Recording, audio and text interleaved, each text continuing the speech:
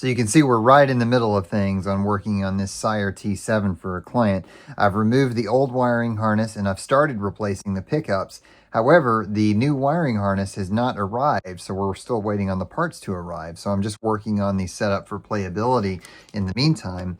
And generally it's been okay. I have had to do some serious adjustment of the neck angle, and you can see from these stickers I've done a few high fret leveling as well. But otherwise, it's playing really comfortably. Now, one of the things that's really important about this is that I really can't plug in the guitar to get my intonation right with the wiring harness removed.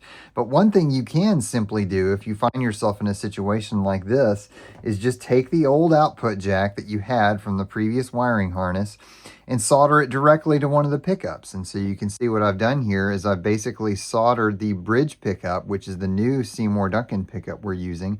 I've soldered it directly to the hot and the ground of the jack. And what that allows me to do is, at least for the time being, is I can do tuning with plugged in. So I've got my, you can see behind the curtain, I've got my Kemper here to do some strobe tuning. And I can set my intonation properly without having the wiring harness installed. So an easy way to solve sort of a unique issue if you find yourself in that situation, just solder your pickup directly to the jack, and that way you can set up the guitar for tuning playability as well while you're waiting to install your wiring harness. Looking forward to fixing this one up for the client.